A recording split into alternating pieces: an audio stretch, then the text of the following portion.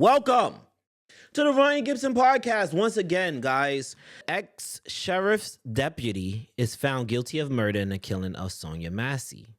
The slaying, the killing, the murder of Sonya Massey. If you guys remember this case, she was a 36-year-old African-American woman. She was fatally shot by Sean Grayson, the deputy of the Sangamon County Sheriff's Office. So if you guys remember, this was a situation where Massey called police. They entered her home, and whether obvious or not, were suffering from whatever she was suffering from. It could be a bad fucking day. It could be a medical diagnosis. It can be, I'm over this fucking day. It doesn't matter what the fuck she was suffering or not suffering from. Doesn't matter. The police were in her home. She said something pertaining to, she rebuked that officer, things that were said, but she rebuked him. And there was a pot of water that she was boiling because she was doing what she was doing in her home. In her home. That's the key word. That's the key words. Her home. Because if I want to take a shit in my home and wipe my ass with toilet paper, paper towel, a hand towel, whatever it is, it's my home. Whatever you want to do in your house is your house. And the officer shot her because he felt threatened. He felt threatened. He felt like she was a threat. In her own home, in her comfort, he felt that she was a threat. He proceeded to shoot her. She thought someone was prowling around the place. She's the one who called the police. Mother of two. Mother of two. Because she rebuked you in the name of Jesus, you shot her. Because she said something that you did not like. Because she said something that maybe you didn't fully understand. Maybe she said something because you're a fucking demon. And you didn't like what she said because she rebuked you in the name of Jesus. Because she said that, you shot her. Because of words, because of verbal sentiments, you shot her. Sticks and stones may break my bones, but words can never hurt me.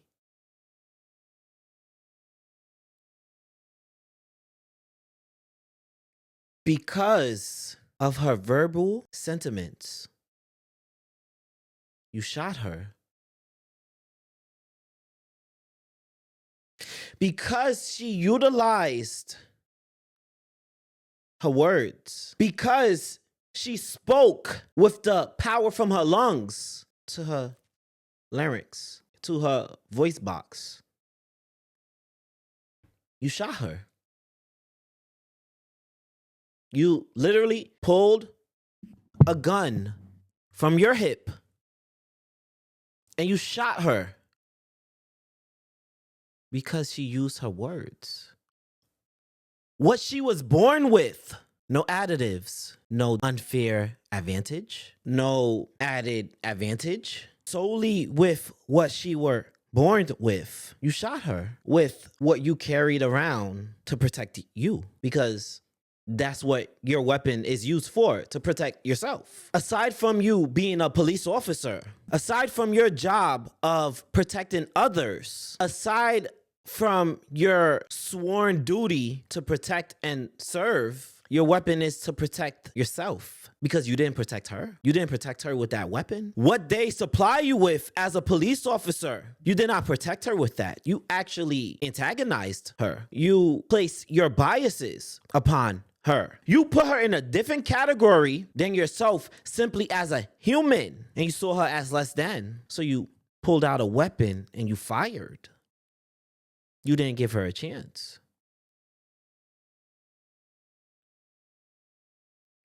Do people just murder a bear when it's simply walking along the street or looking through the trash for food?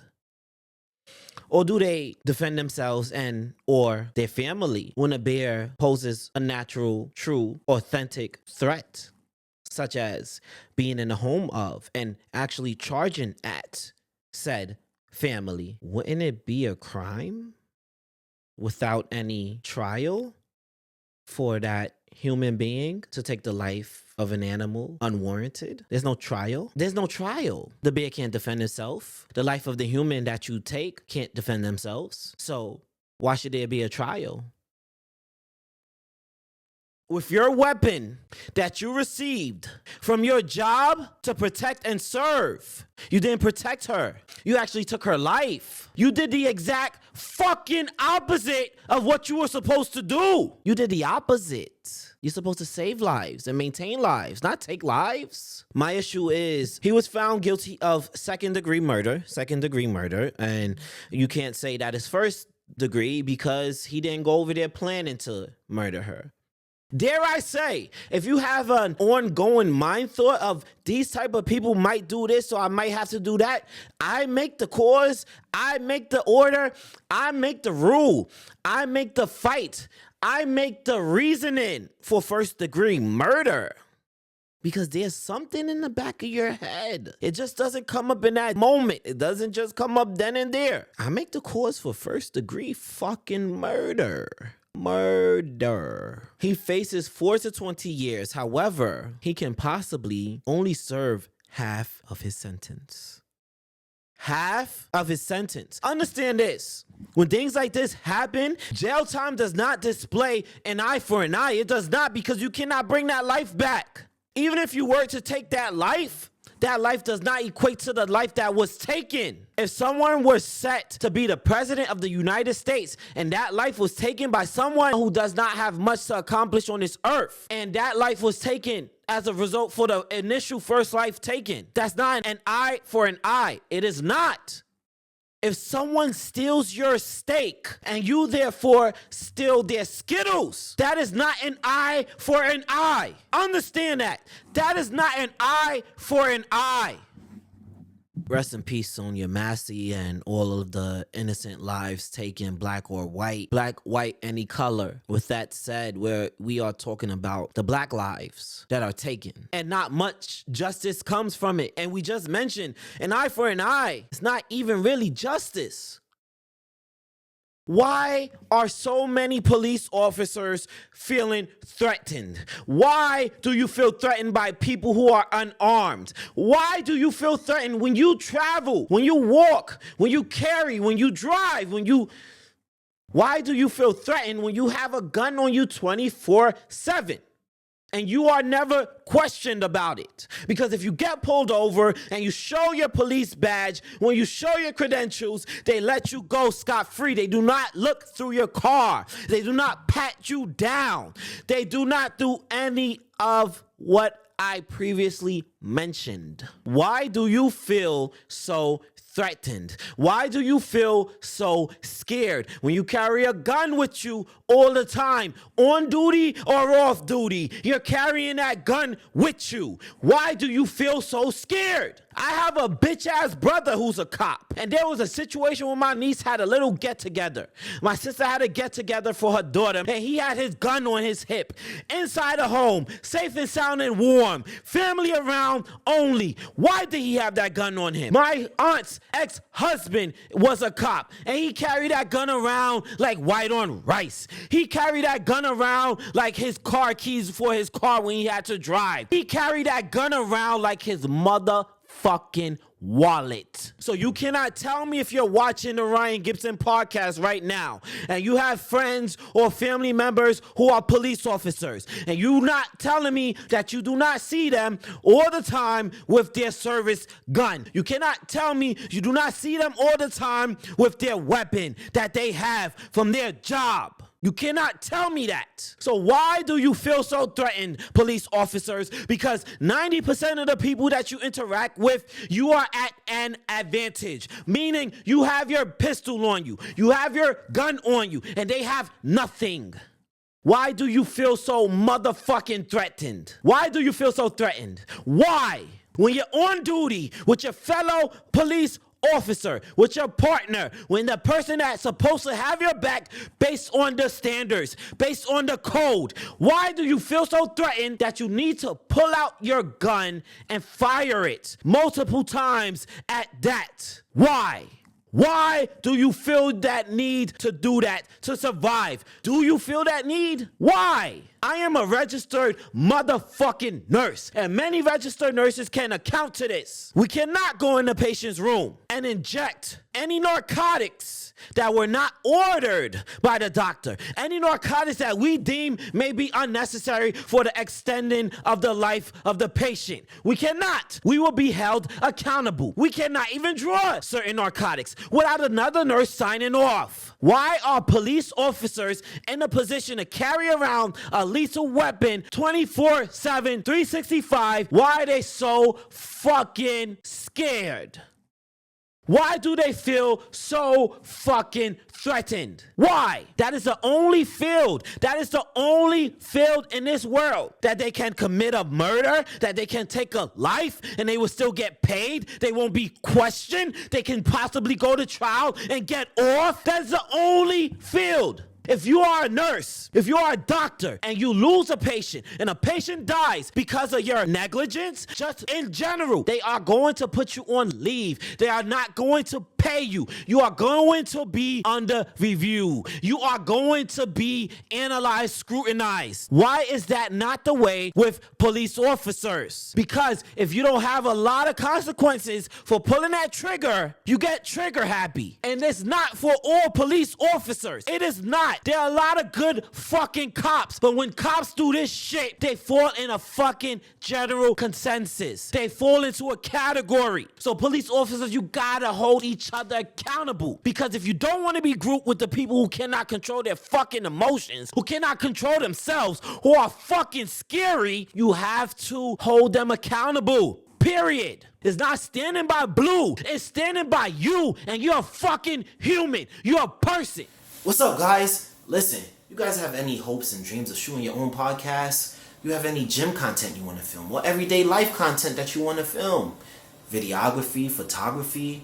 Listen, Gibson Studios is here to help, okay? We have state-of-the-art equipment. We have great backdrops. Anything you want, you name it. Great deals especially. Let Gibson Studios help propel your dreams and make things a little bit easier for you. Video editing, we got that.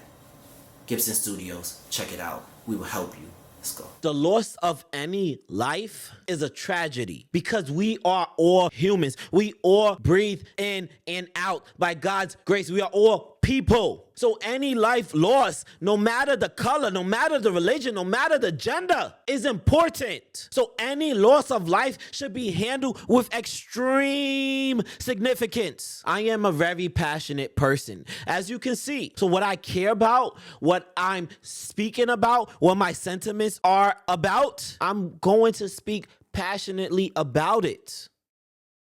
Not even just in America, because that only goes so far. If I say Americans, we have to do better, that only goes so far. We as a people have to do better. We as a people, we have to do better. We as a people, we have to do better. This is not right. I am not condoning anyone having to spend the rest of their life in jail. No. However, I'm even more significantly, exponentially, massively, enormously, am not condoning the taking of a life. Definitely the taking of an innocent life. I don't condone that. I do not condone that. It's just a shame that in certain fields, the police field especially, as that's what we're talking about, people aren't held accountable and people feel comfortable to do that. Ask any nurse. We have so much to lose with our license, and we see other nurses and what we were taught, what we were told, what was nailed into our motherfucking heads in nursing school. We are taught to cause no harm. And if we were in a field that we're literally carrying around a weapon that can cause mass harm,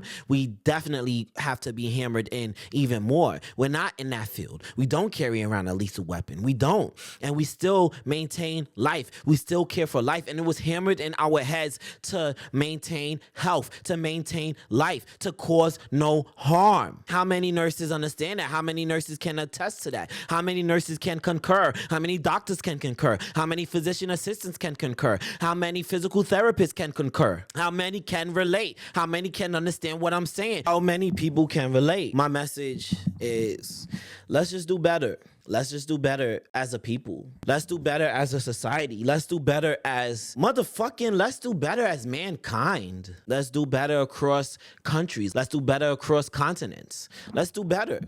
Let's just do better, because what has always been is not enough. It's not working out. There's always these bad things going on. Let's hold everyone accountable. Let's live a life that legitimately pertains to doing better as a people. And yet there's still going to be a few people who aren't as good, but let's use the people who are in positions to do better. Let's do that. Rest in peace to all the lives that were taken, regardless if they were taken by a police officer, anyone in a high position, low position. Rest in peace to everybody. I pray peace for the people who have taken lives, because there's still a chance for you to be better. There's still a chance for you to want better. There's still a chance. So I pray for peace for everybody. I pray for peace for all of the people involved. Whether it's family, friends, even your enemies may hurt when you're gone. And as weird as that sound, it possibly can. Maybe they'll change their ways. But I pray for peace for everyone. And you guys keep your head up. I appreciate you guys. Like, share, subscribe, and follow. This is a Ryan Gibson podcast. Follow B's Kitchen. Follow R&B Gang. Follow R&B Talk. Follow Ryan Gibson. It's a Ryan Gibson podcast. This is a Ryan Gibson podcast, guys. Thank you for tuning in. You guys be well. Safety,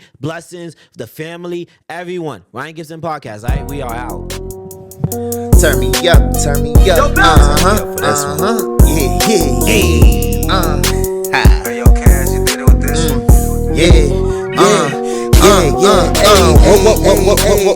Welcome to my podcast. What's the topic? What's the word? Subscribe and broadcast.